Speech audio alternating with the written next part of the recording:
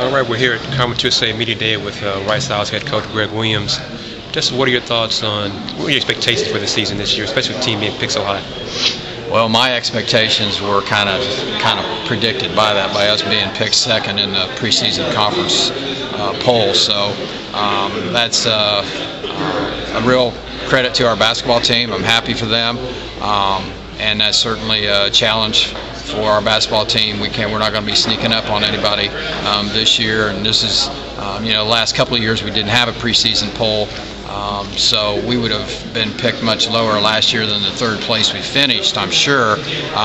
But this year, as you said, we're picked second, and we're excited. I'm excited for our team and the hard work they've put in, and that's a challenge that hopefully we'll meet head on. We've already notified the team and let them know where we're picked, and know that there's no givens. That it's October. It's where you finish, not where you're picked in the preseason. So, and our players, I think, will handle that.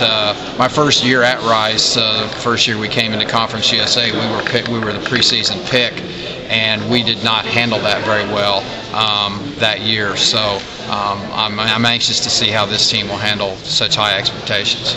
Do you think this team having went through a postseason situation, postseason play, and the stars you have coming back, how much of that do you think will carry over?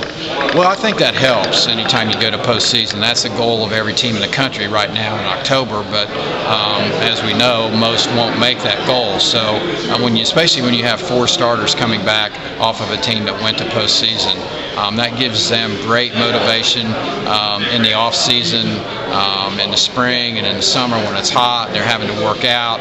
It helps give them a better focus and know that hard work will pay off, which going into last year we didn't know that. So that's the advantage you get out of postseason play. High expectations brings its own set of challenges, because if we finish third or fourth, we've had a bad year. That may not necessarily be true, but that's what the general perception will be.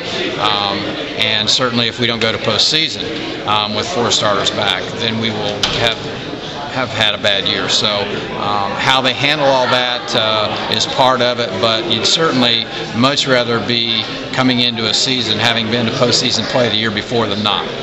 Talk about DeFron Smart's game and progression from her freshman year to now being a senior. Yeah, DeFrance has had a great progression, and that's a good word to use for her.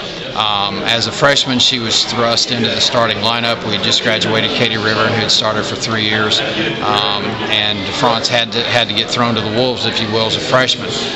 She had 119 assists, 119 turnovers. Last year, her junior year, she led the conference in assist-to-turnover ratio. And to give you an idea of the numbers, she had 189 assists and only 100 turnovers. That's the progression you're talking about.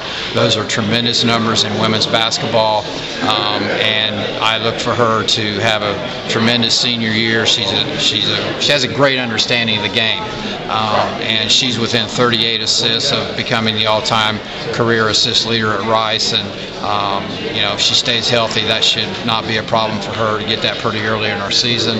And I'm hopeful that she will build upon her junior year and continue to take care of the basketball, make good decisions, because every coach is looking for that from their point guard. What are your thoughts overall on the conference? I think it's wide open, and last year Houston had a phenomenal year and ran the table, but Tulane was. If we'd had a preseason poll last year, I don't know if Houston would have been picked to win it. Certainly some people would have, but Tulane was sitting there. SMU had a veteran team coming back. I think the league graduated a lot of great players, a lot of great scorers. Of our preseason team, top 8 players, I think Portia Landry and Brittany Carter are the only 2 seniors that had postseason honors last year. So I think we're going to be a young conference. I think it's truly wide open. Memphis is picked to win it. They should be picked to win it on paper. On paper, we probably are legit picked for second, but there's several other teams that have the talent to win our league. And in any season, it's the team that can stay injury-free and win some games on the road and have good team chemistry. I don't see I think the conference winner this year could have as many as 5 or 6 losses.